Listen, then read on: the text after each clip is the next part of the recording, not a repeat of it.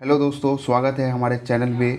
आज आपको हम ग्रुप डी का जो है 50 मोस्ट इम्पॉर्टेंट साइंस का क्वेश्चन करवाएंगे जो आपको 2025 में एग्ज़ाम हुआ है उसी पे आधारित है। वो प्रीवियस ईयर क्वेश्चन है जो 27 नवंबर से लेकर 10 फरवरी तक चला था 2026 में। तो उसका प्रीवियस ईयर क्वेश्चन है, ठीक है।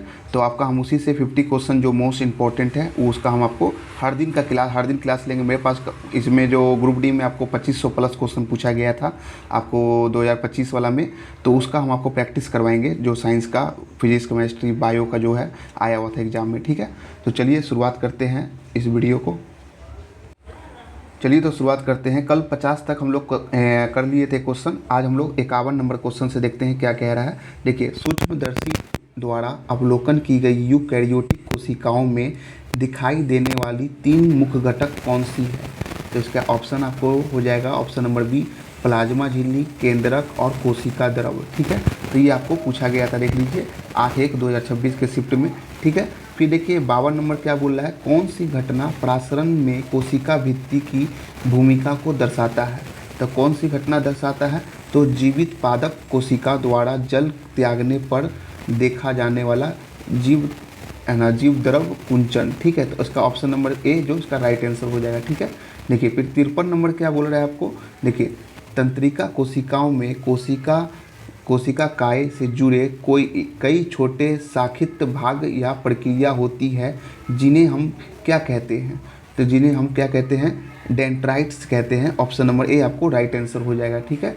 फिर देखिए 54 नंबर क्वेश्चन क्या बोला है, चिकनी अंतर्द्रवीय जालिका के सही कार्य को चयन करें। मतलब क्या सही कार्य है उनका, तो वो लिपिड का संश्लेषण करती है। तो इसका ऑप्शन नंबर ए इसका राइट आंसर हो जाएगा, ठीक है। फिर देखिए 55 नंबर सवाल क्या कह रहा है, केंद्रक के संबंध में निम्नलिखित में से कौन सा कथन सही नहीं है। तो कौन सा कथन सही नहीं है, तो केंद्रक में केंद्रिका झिल्ली एवं देखिए अर्धधरीय और दृढ़ संरचना है, ये आपको गलत हो जाएगा। ऑप्शन नंबर सी आपका रॉन्ग आंसर हो जाएगा, ठीक है। तो ये ध्यान रखिएगा। 56 नंबर देखिए क्या बोल रहा है, कोशिका आकार के संबंध में निम्नलिखित में से कौन सा कथन सही है। तो कोशिका आकार के संबंध में, तो ये देखिए सी नंबर इसका राइट आंसर हो जाएगा। कोशिका का आकार उसके कार्य से संबंधित होती है और जीव के आकार से संबंधित नहीं होती है। तो ऑप्शन नंबर सी इसका राइट आंसर हो जाएगा, ठीक है। फिर देखिए आपको क्या है, निम्नलिखित में से कौन सी कोशिकाएं जलांश में परिवर्तन करके अपना आकार बदलती है। तो कौन सी है, तो वो पादप कोशिकाएं हैं। तो आपको ध्यान रखना है, ठीक है। फिर 58 नंबर देखिए क्या बोल रहा है, यदि कोशिका विभाजन द्वारा उत्पादित 2 संतृप्त कोशिकाओं की संरचना में मामूली अंतर दिखाई देता है तो डीएनए प्रतिलिपियन की प्रक्रिया के दौरान कौन सी प्रक्रिया इन्हें भिन्नता से सबसे संभावित कारण है, ठीक है। तो कौन सी है, तो देखिए ऑप्शन नंबर इसका बी राइट आंसर हो जाएगा। जैव रासायनिक अभिक्रियाओं की अंतर्निहित अविश्वसनीय के कारण डीएनए में प्रतिलिपन के दौरान मामूली भिन्नता होती है, ठीक है। तो आपको राइट आंसर। फिर देखते हैं हम लोग, देखिए नेक्स्ट सवाल क्या है, 59 नंबर देखते हैं, निम्नलिखित में से कौन सी संरचना रुक्ष अंतर्द्रवीय जालिका झिल्ली की पृष्ठ पर उपस्थित होती है। तो कौन सी होती है, तो राइबोसोम होती है। तो ठीक है, इसको ध्यान रखिएगा। फिर देखिए माइटोकॉन्ड्रिया, 60 नंबर क्या बोला, माइटोकॉन्ड्रिया इसलिए विशेष है क्योंकि उनमें स्वयं का डीएनए और राइबोसोम पाया जाता है। इस आधार पर उसका कार्य क्या है, ठीक है। तो कार्य क्या है, तो वो अपने स्वयं के कुछ प्रोटीन बनाता है। तो ये आपका राइट आंसर ए हो जाएगा, ठीक है। निम्नलिखित में से कौन सा उत्तक नहीं है, तो उत्तक कौन सा नहीं है, तो लाल रक्त कणिका जो है वो उत्तक नहीं है। तो आपको ध्यान रखना ही है, ठीक है। देखिए उसके बाद क्या है आपको 62 नंबर में क्या बोला, लवकों को सूक्ष्मदर्शी से आसानी से देखा जा सकता है क्योंकि ये बड़े होते हैं और इनमें वर्णक होता है, ठीक है। ऑप्शन नंबर इसका राइट आंसर हो जाएगा। यदि कोशिका में पर्याप्तक गोल्जी कॉम्प्लेक्स का अभाव है तो वह मुख्यतः डैश में विफल होगा। तो क्या हो जाएगा, पैकेजिंग और सर्वन, मतलब पैकेजिंग और सेक्रेशन में इसका सही आंसर हो जाएगा ऑप्शन नंबर सी, ठीक है। फिर देखिए 64 नंबर क्या बोल रहा है, लाइसोसोम के बारे में निम्नलिखित में से कौन सा कथन सही है। तो कौन सा है, तो ऑप्शन नंबर 20 का राइट आंसर हो जाएगा। लाइसोसोम में पाचक एंजाइम होता है। तो आपका ये राइट आंसर हो जाएगा, ठीक है। फिर देखिए 65 नंबर सवाल क्या बोल रहा है, कोशिका झिल्ली के आर पार CO2 या O2 जैसी गैस का परागण, ठीक है, परागमन डैश के द्वारा होता है, जो डैश सांद्रता से डैश सांद्रता की ओर होता है। तो इसका आंसर क्या हो जाएगा? विसरण और उच्च, निविसरण और उच्च और निम्न, मतलब ऑप्शन नंबर ए हो जाएगा, ठीक है, आज का राइट आंसर, ठीक है। फिर देखिए 66 में क्या बोल रहा है? रुक्ष ER मतलब को चिकनी ER से क्या पृथक करता है, ठीक है, ठीक है। देखिए खुदरा होता है, एगो प्लेन होता है, उसको बोल रहा है इससे मतलब दोनों में डिफरेंस क्या है, ठीक है। तो उसमें होता है, देखिए इसमें जो होता है राइबोसोम, जिसमें होता है एगो पे राइबोसोम उपस्थित होता है, और जो खुदरा प्लेन वाला होता है उसमें राइबोसोम अनुपस्थित होता है, बस इसमें यही डिफरेंस है, ठीक है।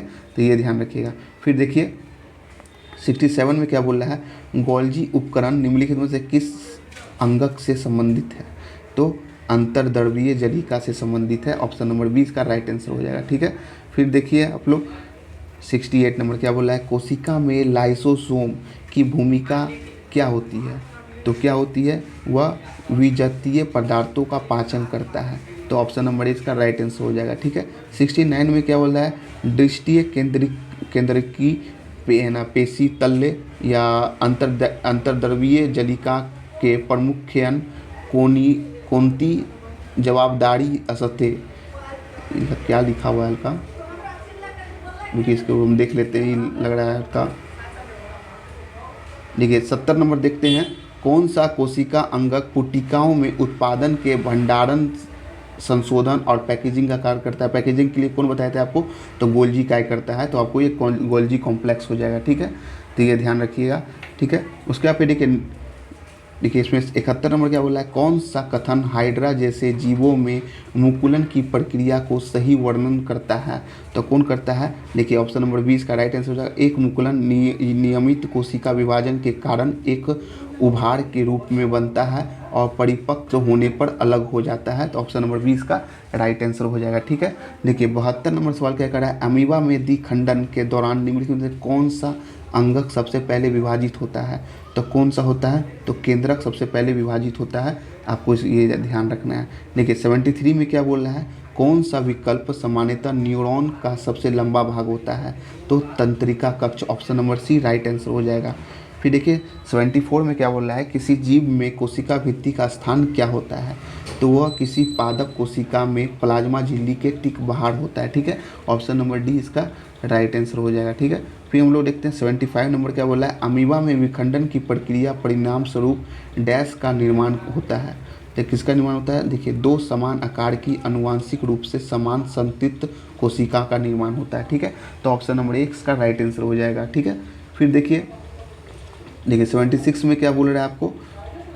देखिए 76 में खुदरी अंतर्द्रवीय जलिका और चिकनी अंतर्द्रवीय जलिका के बीच में मुख्य अंतर क्या होता है? देखिए ये क्वेश्चन रिपीट हो गया है, देखिए कुछ क्वेश्चन बार बार रिपीट हो रहा है। तो उसमें राइबोसोम, देखिए खुदरी वाला में राइबोसोम होगा, चिकनी में राइबोसोम नहीं होता है, बस इसका ये डिफरेंस है, ठीक है। तो ये ध्यान रखिएगा।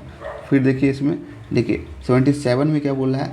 कोशिकाओं में लाइसोसोम की प्राथमिक कार्य क्या है?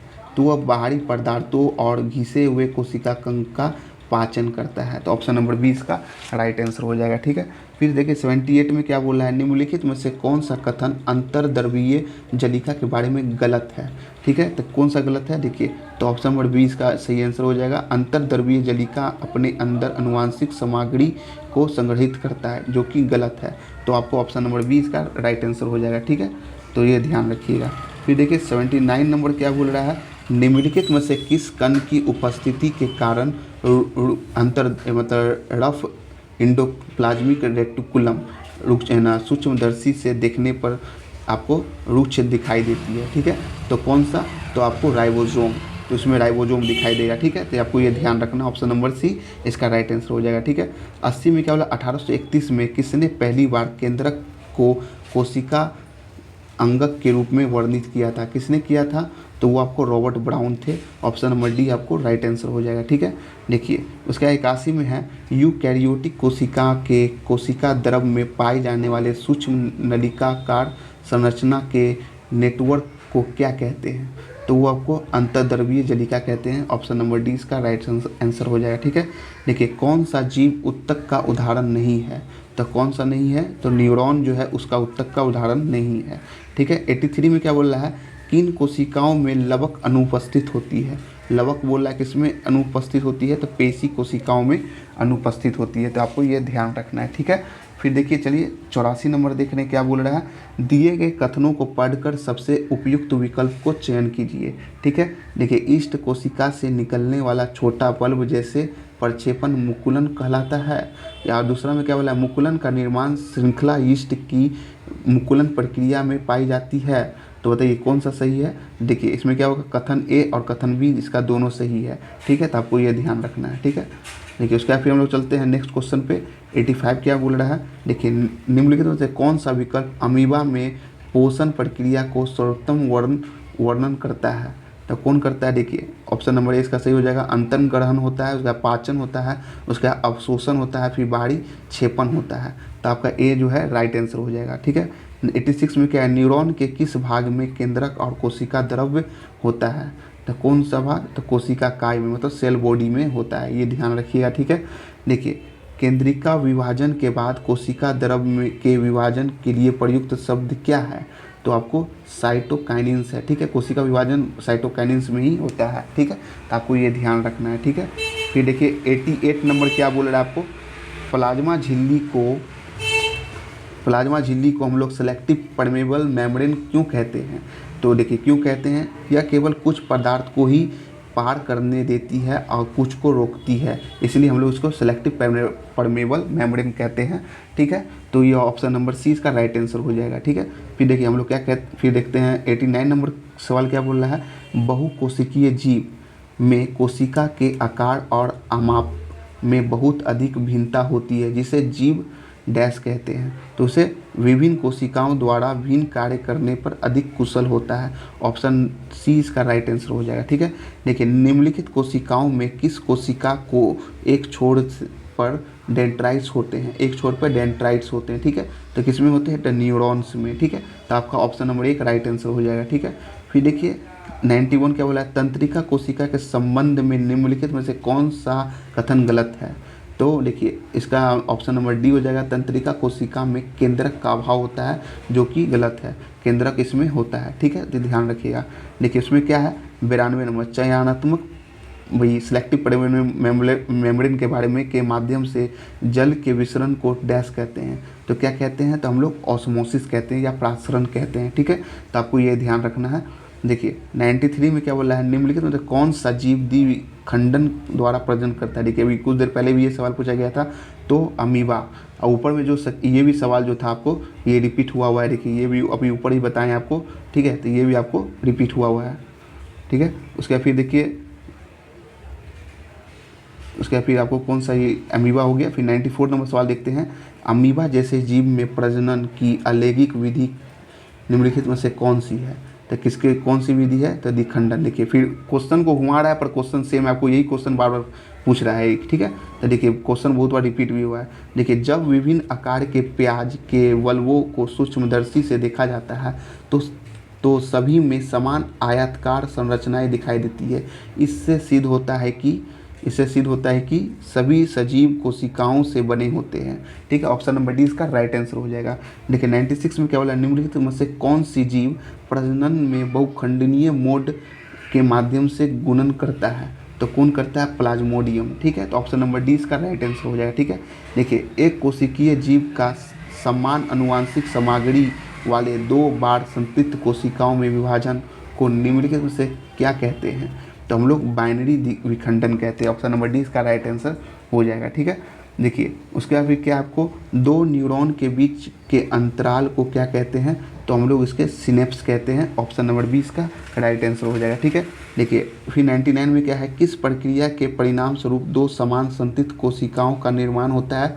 तो किसका? तो समसूत्री विभाजन के द्वारा होता है। ठीक है, तो आपको ये ध्यान रखना है। ठीक है, फिर देखिए 100 नंबर सवाल क्या बोल रहा है आपको? देखिए हाइड्रा जैसे जीव द्वारा किस प्रकार की कोशिकाओं का उपयोग मुकुलन प्रक्रिया में प्रजनन के लिए किया जाता है? तो इसको ऑप्शन नंबर 20 का हो जाएगा पुनरुत्पादक कोशिकाओं द्वारा। ठीक है, तो इसका ऑप्शन नंबर 20 का राइट आंसर हो जाएगा। देखिए दोस्तों, कल 50 क्वेश्चन करवा दिए थे, आज 50 से 100 करवा दिए। डेली आपको 50 करवाएंगे, 2500 क्वेश्चन प्लस है इसमें। ठीक है, ये PDF में जो है गगन प्रताप सर दिए थे इसमें, तो उन्हीं के PDF से हम आपको करवा रहे हैं। ये आपको जो 2025 में जो एग्ज़ाम हुआ है ग्रुप डी का, ठीक है, 27 नवंबर से 2 फरवरी तक जो चला है, 10 फरवरी तक, वो सारा प्रीवियस ईयर क्वेश्चन एक ही जगह आपको दे दिया गया है। तो हम डेली चाहेंगे तो आपको मैराथन डाल देंगे, पर मैराथन कोई देख नहीं पाता है। ठीक है, तो 50-50 क्वेश्चन करके अभी भी एग्ज़ाम में समय है। अगस्त के लास्ट में या सितंबर में एग्ज़ाम होने वाला है ग्रुप डी का, जो 22,000 पद का है। ठीक है, तो हम आपको 50-50 क्वेश्चन करके आपको कम 1 महीना या 1.5 महीना के अंदर आपको इसे कंप्लीट करवा देंगे। ठीक है, तो अगर क्लास अच्छा लगा हो ज़रूर लाइक सब्सक्राइब करिएगा।